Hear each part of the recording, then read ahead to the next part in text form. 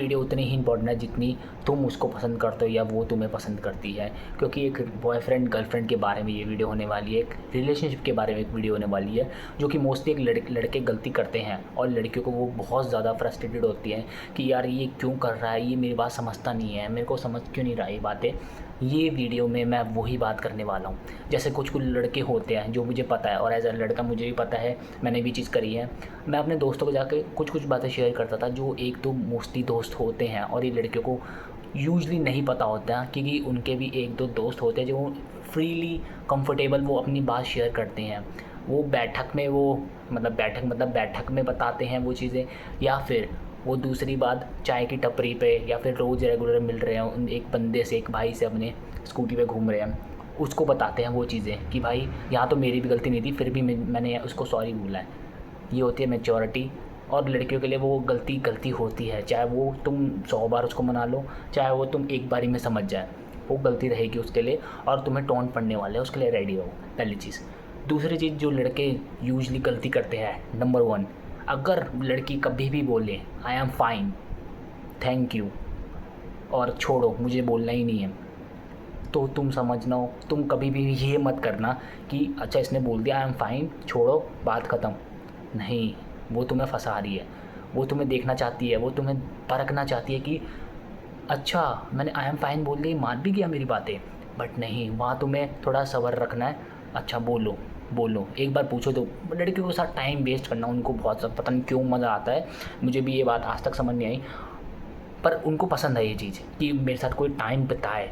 कि मेरे से बार बार पूछे। भाई अगर बार बार, और लड़कों को कंसर्न होता है कि भाई अगर मैं बार बार पूछ रहा हूँ, मैंने एक बार ही पूछ लिया और मैं 100 बार भी सेम चीज़ पूछ रहा हूँ, तो बात तो एक ही है ना,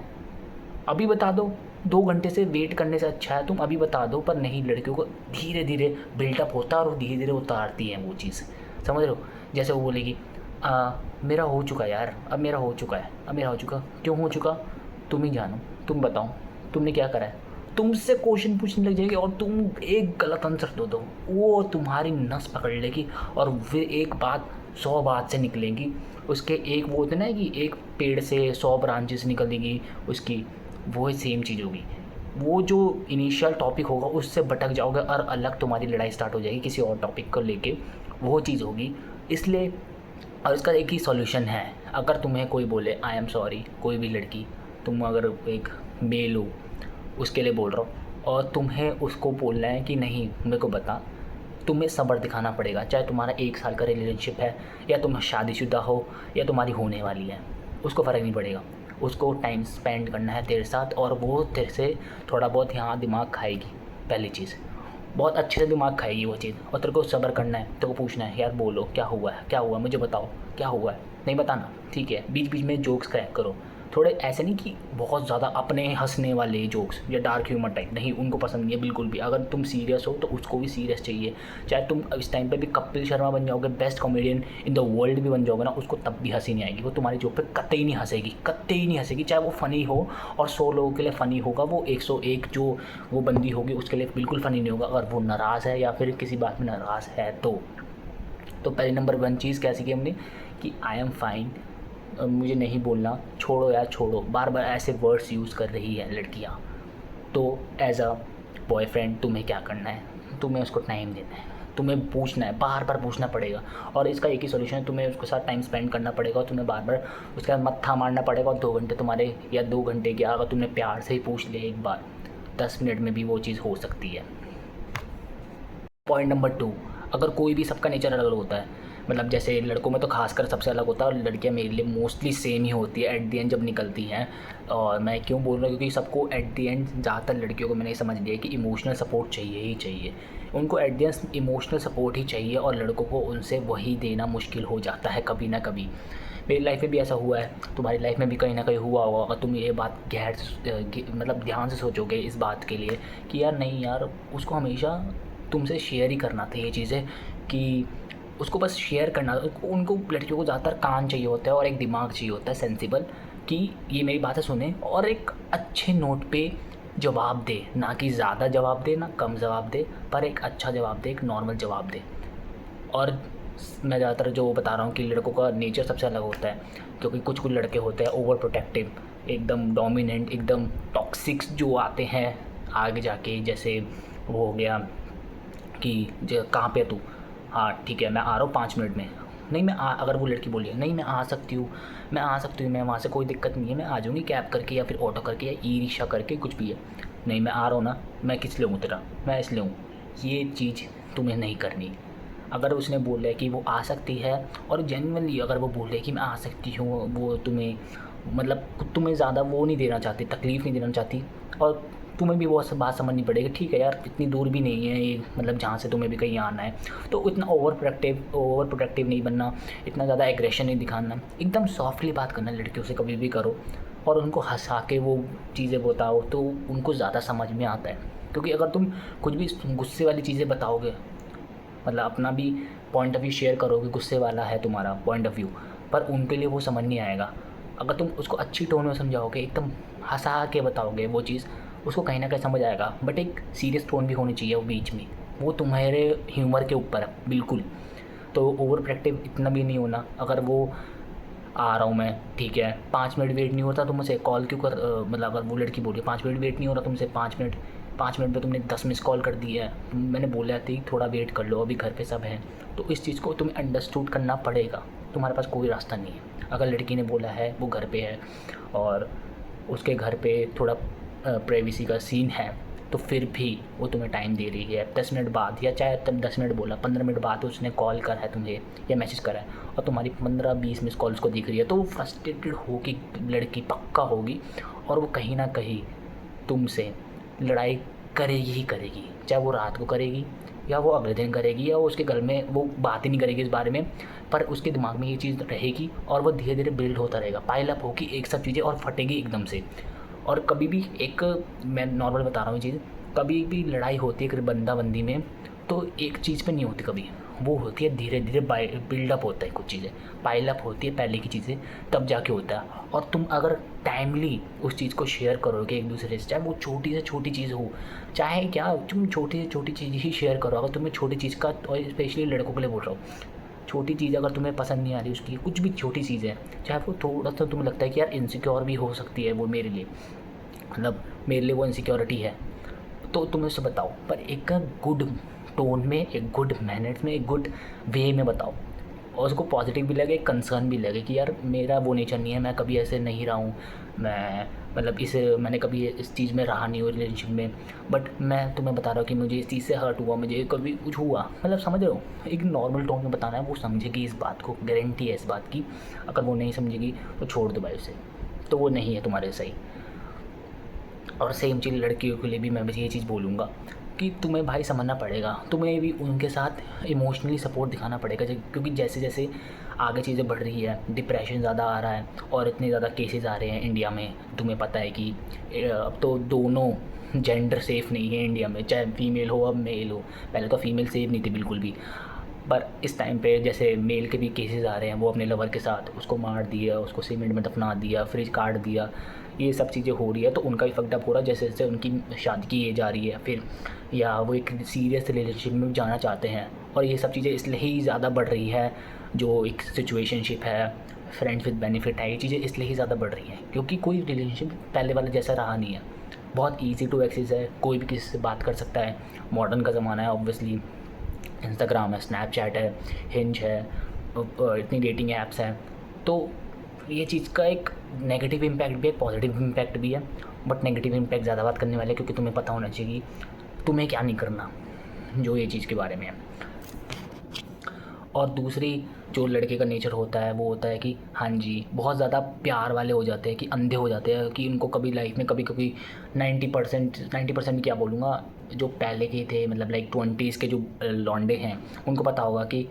ज़्यादातर जो लड़के होते हैं उनको कभी रिलेशनशिप में नहीं आते, और वो एकदम से एक रिलेशनशिप में आते हैं, चाहे वो कोई भी लड़की हो,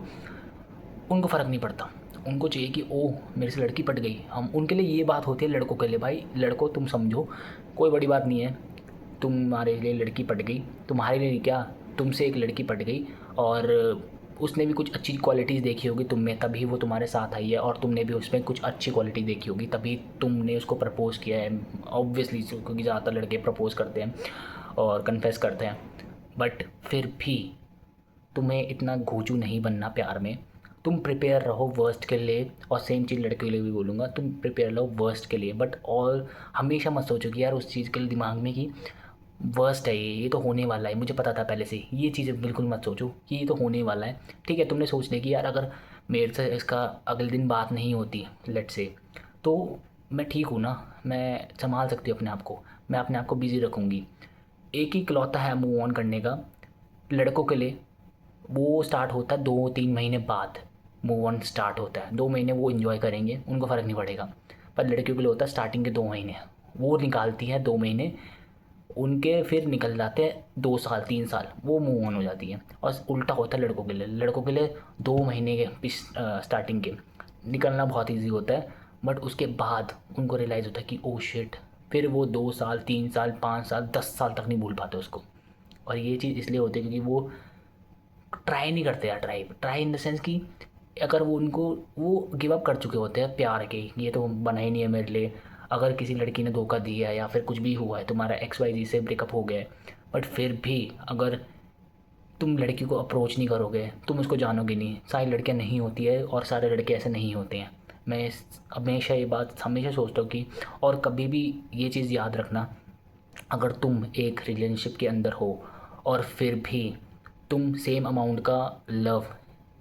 मतलब जो एक पहले अपने फर्स्ट रिलेशनशिप में, सेकंड में, थर्ड में, फोर्थ में सेम नहीं दिया, तो तुम चीट कर रहे हो, अपने आप से ही चीट कर रहे हो। मैं ये बोलूँगा क्योंकि मैंने ये सीखा कि भाई मैंने और कसम खा रखी थी कि अगर मैं किसी भी रिलेशनशिप में आया आगे जाके, 1 में 2 में 3 में, तो मैं उतना ही अमाउंट ऑफ लव दूंगा जितना मेरे में कैपेबिलिटी है और जितना मैं सच्ची में प्यार करता हूँ तुमसे। और मैं उतना ही प्यार दिखाऊंगा, अपने एफर्ट्स भी उतने ही दिखाऊंगा। मैं ऐसा नहीं करूँगा कि यार मैंने अब वो दोबारा से स्टार्टिंग करनी पड़ेगी फर्स्ट डे, अच्छा फेवरेट कलर क्या है, इससे वो बोरिंग हो गए। फिर भी बोरिंग हो गया अगर तुम्हारा ज़्यादा रिलेशनशिप का मतलब वो है, थर्ड है तुम्हारा, अगर ये रिश्ता जो भी है तुम्हारा, अगर तुम्हारा फोर्थ है या फर्स्ट भी है।